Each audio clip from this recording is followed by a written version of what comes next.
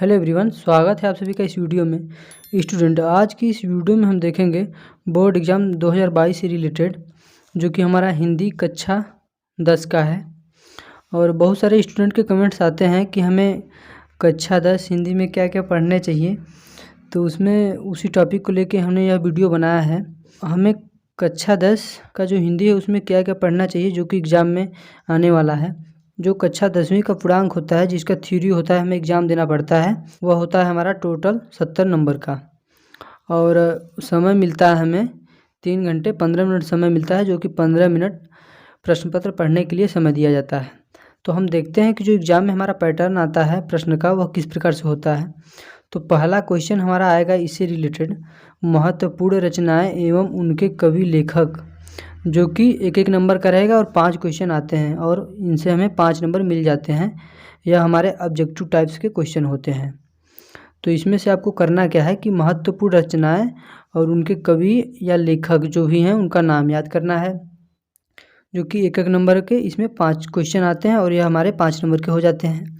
और जो दूसरा आता है दूसरे टॉपिक से, छायावाद युग, प्रगतिवाद, द्विवेदी युग, प्रयोगवाद एवं रीतिकाल की 2-2 विशेषताएं, जो कि यह भी 2-2 विशेषताएं होती हैं। हमारे 2 क्वेश्चन होते हैं इसमें 2-2 नंबर के, और 1 क्वेश्चन होता है हमारा 1 नंबर का। कुल मिला के 5 नंबर हमें प्रश्न संख्या 2 से मिल जाते हैं। जो तीसरा प्रश्न आता है हमारा आता है गद्यांश का संदर्भ, प्रसंग और व्याख्या करना रहता है।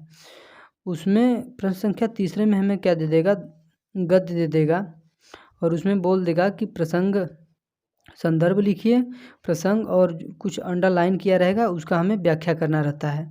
यदि गद्यांश में हमें 2 दिए रहते हैं, यदि आपको 1 नहीं आ रहा है तो अथवा करके एक दूसरा दिया रहता है, जिसे आप कर सकते हैं।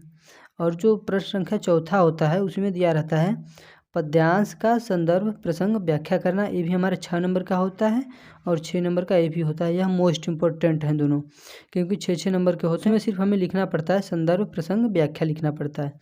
जो कि पद्यांश में भी 2 आते हैं, 2 में से किन्हीं एक का करना पड़ता है, अथवा करके दिया रहता है। अब जो हमारा 5वां दिया रहता है, 5वां प्रश्न में हमें दिया रहता है लेखक का जीवन परिचय, जो कि यह 3 नंबर का होता है। तो लेखक में यदि आप क्लास 10th में हैं तो यहाँ पे याद कर सकते हैं आचार्य रामचंद्र शुक्ल का, और डॉक्टर भगवत शरण उपाध्याय का, और यहाँ पे जयशंकर प्रसाद का। जयशंकर प्रसाद का मोस्ट इम्पोर्टेंट है, क्योंकि यह हर साल रिपीट करता है, जयशंकर प्रसाद का जीवन परिचय।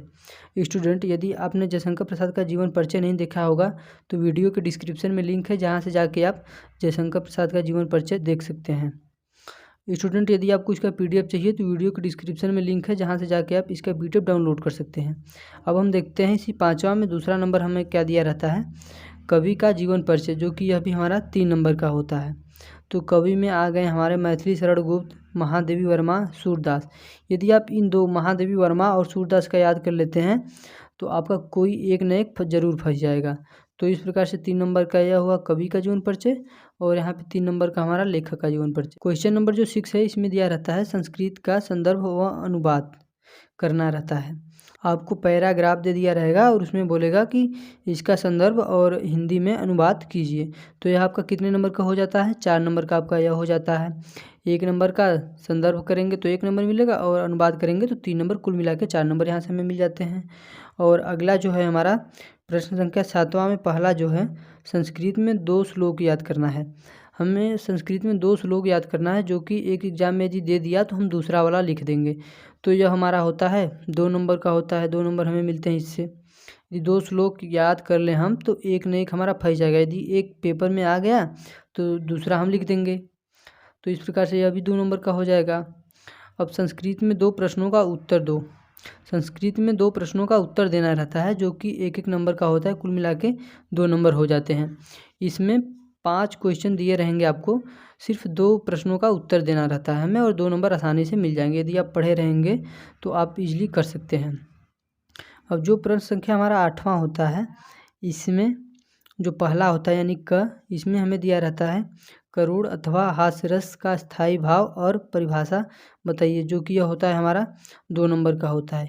इसमें आप आसानी से करुण अथवा हास्यरस का परिभाषा लिख सकते हैं और यहाँ से 2 नंबर प्राप्त कर लेंगे। और जो इसी में 8वां का ख है, उसमें दिया रहता है उपमा अथवा रूपक अलंकार का परिभाषा देते हुए उदाहरण बताइए, जो कि यह भी 2 नंबर का रहता है। तो इस प्रकार से हमें क्वेश्चन दिए रहते हैं। और ग में हम जाएंगे तो यहाँ पे ग में हमें दिया गया है सोरठा अथवा रोला छंद का परिभाषा देते हुए उदाहरण बताइए, और 2-2 नंबर के ये सब तीनों क्वेश्चन हैं। यहाँ से हमें 6 नंबर मिल जाएंगे। अब हम अगला देखेंगे, अगला क्या दिया गया है, जो हमारा प्रश्न संख्या 9 है। इसमें 9 में जो क हमारा दिया गया है, उपसर्गों में से किन्हीं 3 के मेल से एक एक शब्द बनाइए। हमें क्या करना है, 4-5 उपसर्ग दिए रहेंगे, उनमें से किन्हीं 3 का प्रयोग करके एक एक शब्द हमें बनाने हैं। और यहाँ से ये होते हैं 1-1 नंबर के, तो 3 नंबर यहाँ से आपको मिल जाएंगे।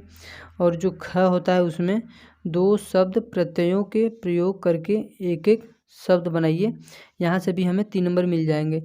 5 प्रत्यय दिए रहेंगे, उसमें से हमें सिर्फ 2 शब्द का प्रत्ययों का प्रयोग करके एक एक शब्द बनाना है। तो इस प्रकार से अब जो हमारा ग है क्या है, 2 का समास विग्रह करना है। हमें 4-5 शब्द दिए रहेंगे, उनमें से सिर्फ 2 का समास विग्रह करना है तथा समास का नाम बताना है कि यह कौन सा समास है। यह भी हमारा कितने नंबर का है, 2 नंबर का। फिर इसी में हमारा रहता है, यहाँ ग तक देख लें, इसी में हमारा घ में रहता है तत्सम और तत्भव शब्द लिखने के लिए रहता है, जो कि वह भी 2-2 नंबर का होता है, तत्सम और तत्भव। तो अब हम देखेंगे जो हमारा 10वां है, प्रश्न संख्या 10वां में जो क दिया रहता है, 2 का संधि विच्छेद कीजिए और संधि का नाम लिखिए। 4-5 दिए रहेंगे आपको शब्द, और उनका हमें क्या करना रहता है, संधि विच्छेद करना रहता है और संधि का नाम लिखना रहता है कि यह कौन सा संधि है। और यहाँ से आगे दिया रहता है, प्रथम दे दिए, प्रथम विभक्ति या द्वितीय विभक्ति या चतुर्थ विभक्ति कोई भी हमें दे सकता है का द्विवचन एकवचन रूप में लिखो, यानी इसमें से हमें कोई भी एक दे सकता है, जो कि यह 2 नंबर का रहता है। और इसमें आगे आप देखेंगे जो ग है, ग में धातु लकार पुरुष वचन का उल्लेख कीजिए। इसमें भी आपको कोई दे सकता है, पुरुष या स्त्रीलिंग किसी भी धातु लकार वचन का उल्लेख करने के लिए दे सकता है आपको। और इसमें जो हमारा घ है, 2 वाक्यों को संस्कृत में अनुवाद कीजिए। यहाँ पे हिंदी में आपको दिए रहेंगे 4-5 प्रश्न दिए रहेंगे, उसमें से सिर्फ 2 वाक्यों का अनुवाद करना है हमें संस्कृत में। यह हमारे कितने नंबर के हो जाते हैं, 2 नंबर के, 1-1 नंबर के 1 हो जाते हैं। तो यहाँ पे जो हमारा मोस्ट इम्पोर्टेंट टॉपिक है, जो कि प्रश्न संख्या 11 है, इसमें क्या दिया रहेगा, किसी एक विषय पे निबंध लिखना है। हमें सिर्फ किसी एक विषय पर निबंध लिखना है, जो कि यह 6 नंबर के होते हैं। और उसमें 4 आपको टॉपिक दिए जाएंगे कि आप किस पे लिख सकते हैं। आपको इस प्रकार से टॉपिक दे दिया जा सकता है। पहला जो है स्वास्थ्य और शिक्षा से रिलेटेड, इस पे निबंध लिखना है, या तो पर्यावरण प्रदूषण पे, या तो वन महोत्सव पे, या तो साहित्य और समाज पे। इस प्रकार से आपको लिखना रहता है। इस प्रकार से इन सब टॉपिक पे आपको निबंध लिखना रहता है, जो कि हमारा 6 नंबर का यहाँ पे होता है। अब हम देखते हैं प्रश्न संख्या 12 में क्या दिया रहता है, अपने पठित खंड काव्य में से किसी एक का उत्तर दीजिए।